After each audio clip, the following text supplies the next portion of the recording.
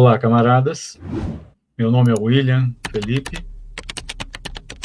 Sou militante do GOI, do Grupo Operário Internacionalista. Nessa live, vamos discutir como parar a máquina de guerra do imperialismo e do sionismo. Nós partimos da análise marxista de Lenin em sua obra O Imperialismo, Fase Superior do Capitalismo, em que Lenin já apontava que o desenvolvimento do capitalismo levou à formação dos grandes monopólios e corporações mundiais, que passam a dominar a economia mundial. Isso lá no início do século XX. Hoje nós temos aí o mundo dominado por grandes corporações, né? Para citar apenas dois exemplos, nós temos aí as famosas Big Techs dos Estados Unidos e temos aí também as montadoras de carros chinesas, apenas para ficar nesses dois exemplos. Essas grandes empresas disputam os mercados, os recursos minerais, energia, força de trabalho, barata, em todo o mundo. Estão integradas entre si em grandes redes industriais, comerciais e de transporte. Essas grandes corporações se desenvolvem em íntima conexão com o Estado capitalista. Como já descreveram, né, Marx e Engels desde o Manifesto Comunista de 1848,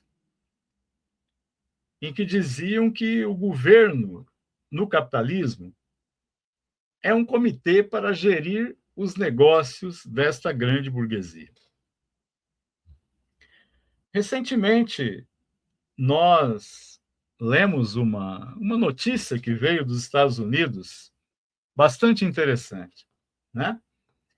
Que nos informava que o Exército dos Estados Unidos acaba de criar uma unidade de inovação técnica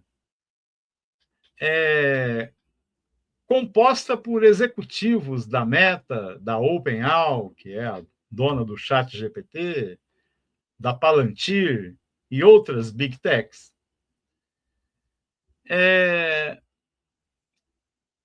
Foram destacados alguns executivos dessas grandes Big Techs que foram nomeados como tenentes-coronéis de uma nova unidade, o Destacamento 201 do Exército americano, que assessorará o Exército em novas tecnologias de guerra. Isso é um exemplo bastante nítido, né, do que nós chamamos dessa íntima associação do Estado com as grandes corporações capitalistas. A guerra, ela não é consequência apenas de razões econômicas, né? Que seria o Estado se colocando a serviço da proteção, né, dos mercados, dos recursos naturais, minerais, para essas grandes corporações. Além dessas razões econômicas, nós temos também razões políticas.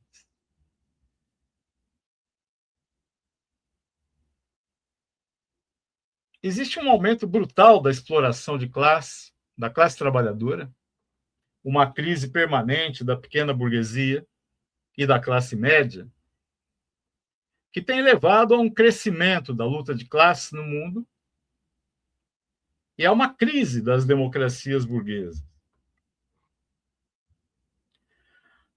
A democracia como regime político, ao contrário do que dizem os livros de história da burguesia, ela nunca, em nenhum país, ela foi uma concessão da burguesia. Os direitos democráticos, trabalhistas, sociais, ambientais sempre foram o resultado da luta da classe trabalhadora contra a burguesia que conquistou esses direitos. Não? Nessa etapa, né, de aprofundamento da crise crônica do sistema capitalista, imperialista, né, em que se acirra a disputa entre as grandes corporações imperialistas, isso está levando a uma crise das democracias burguesas em todo o mundo e a uma necessidade crescente da burguesia impor regimes ditatoriais bonapartistas, que nós chamamos de pró-fascistas, né? Para impor a militarização e o controle da sociedade. Nós temos aí vários governos que expressam essa crise crônica da democracia e o avanço do pró-fascismo. Trump nos Estados Unidos, Netanyahu em Israel, Putin na Rússia.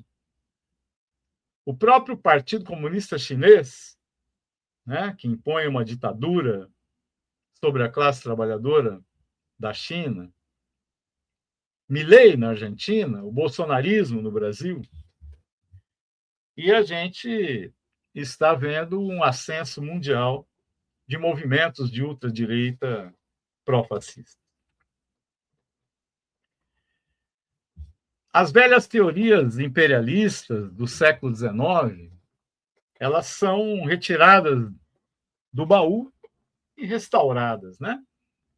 Não apenas a doutrina Monroe de Trump, né, ressuscitada por Trump, a América para os Estados Unidos, né, que trata toda a América Latina como um quintal dos Estados Unidos, mas também uma velha teoria do século XIX, a teoria do espaço vital, que dizia que os estados têm a necessidade e o direito de expandir seus territórios para garantir recursos e o crescimento da população. Junto com isso, as velhas ideias racistas do século XIX, como e do século XX também, né? Pelo menos das primeiras décadas em que se justificava, né, a ideia de uma raça, de um povo superior, são ideias que estão renascendo e ganhando corpo novamente, né? Seja o sionismo em Israel, a ideia do povo escolhido por Deus, né?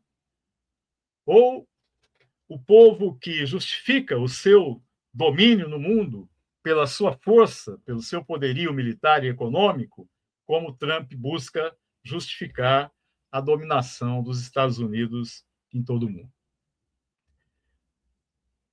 Nós vivemos um momento de guerra civil interna contra o proletariado e de guerra imperialista externa contra outros povos e nações, promovidos por essas burguesias imperialistas. O desenvolvimento do imperialismo leva inevitavelmente ao fascismo e à guerra.